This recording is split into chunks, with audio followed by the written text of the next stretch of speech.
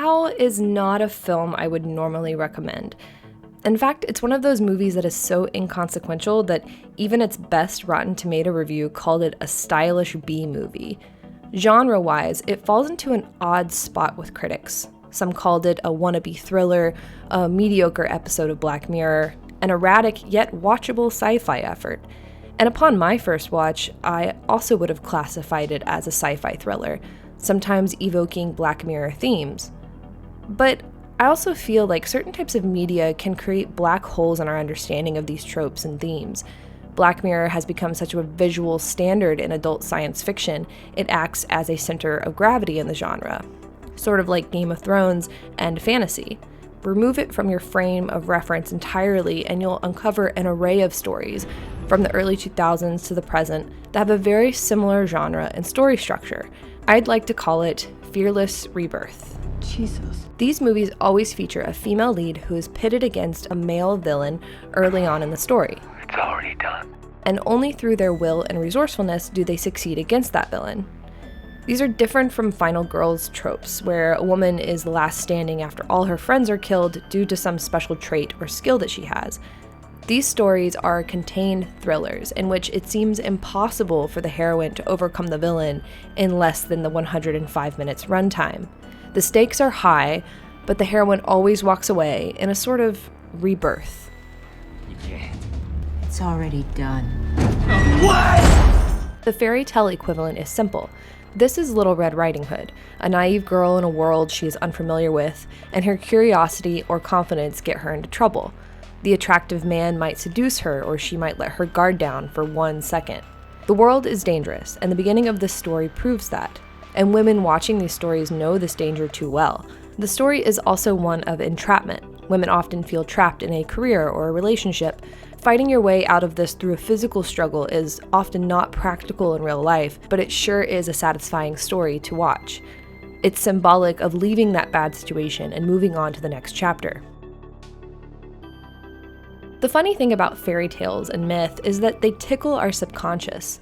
We don't have to be told it's evoking Little Red Riding Hood, we simply feel it. And although they begin very similarly, this tale ends entirely differently from these stories. It is how the myth evolves over time. Writers want to use tropes to show but not tell. They're emotional shorthand, or story road signs in a way. And because I'm talking generally about thrillers, the writer chooses to take the story somewhere different than what was expected. Instead of getting eaten by the wolf in a cautionary tale, this becomes a female power fantasy, ending with the main character being born again, this time stronger, more confident, and fearless. Similar to how the story of Red Riding Hood itself was changed to include Red being rescued from the wolf's carcass by an auxiliary character. In a way, these stories have evolved to further show, figuratively, Red now using the axe to cut the wolf open from the inside to rescue herself. For me, there's something really special about stories that are simple, perhaps unoriginal, and yet handled with so much care for the tropes and symbols it has chosen to use. These stories aren't supposed to be complex. They're accessible, exciting power fantasies. So when I watched Tao, that's exactly the sort of movie I was expecting. Julia is an orphan who works the streets and steals money from Johns. One evening, she's kidnapped from her own apartment and taken to a high-tech mansion where she is imprisoned and experimented on. Like many of these heroines, Julia is considered special because of her trauma. This is another point worth highlighting. Sometimes it's straightforward, and sometimes it's more subtle or symbolic. But it's typically an inner conflict the lead must overcome in order to push through to the very end. It's not something I like seeing in these stories, but it has become a trope in and of itself. Breathe. Woman with a tortured past makes her stronger in ways others aren't. But in order for us to help you, I need you to help me. Now, can you do that, sweetheart? Can you do that? Okay. Okay. Okay, good girl. But here's where things get really interesting with Tao. Take, for instance, the robot Ares, no doubt named after the Greek god of war. Ares often represents physical aggression and weapons.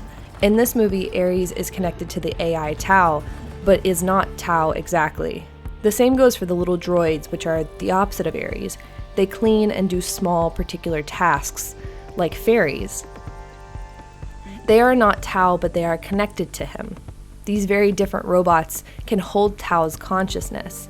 Ares and the drones carry a source code, but they'll never be allowed to leave. So Tao doesn't know what's outside this house? No. I never will. 5. I'll show you 4. what's outside. Outside. What is outside? Outside's the world.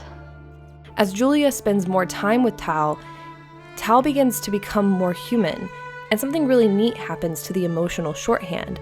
The fairy tale changes, and Little Red Riding Hood has now become the beauty who saves the beast.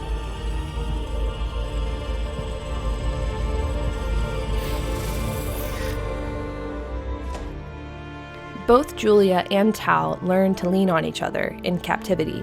They learn to empathize with each other.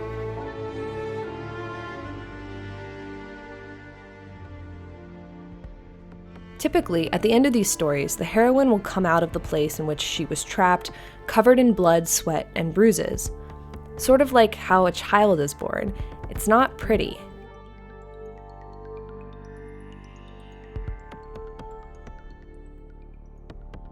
Sometimes the last shot is when the authorities arrive. Sometimes we see the heroine moving on to the next chapter of her life.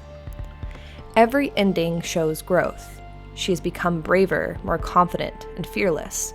She is quite literally reborn. Tao is no different in this regard, except for one important twist. Julia has defeated the villain and saved the monster. So what does this mean exactly? Well, these accessible, contained thrillers are part of a larger journey to the discovery of oneself. They wrestle with gendered violence. Lisa, whatever female-driven, emotion-based dilemma you're dealing with right now, you have my sympathy. But for the sake of time and sanity, let's break this down into a little male-driven, fact-based logic. Women not only as the physical hero of the story, but also as a nurturer, usually fighting not only for themselves, but for a loved one. The villain of the story represents the dragon of society that has been embedded into our psyche. You can't be strong, you're a woman. You can't save the weak, because you too are weak. You did your part, now you let them do their part. She's no longer your responsibility, so I want you to go home, and I want you to take care of yourself. Julia physically defeated the actual monster, and thus defeated the monster inside herself, telling her she was not worthy of love. But she also saved a different sort of monster that was created by that evil. This represents her reclaiming her nurturing side. She now knows that she is both worthy of love and capable of loving. And we as the audience know that anyone is worthy of love, and any one of us can learn to provide it. And all of that is worth fighting for.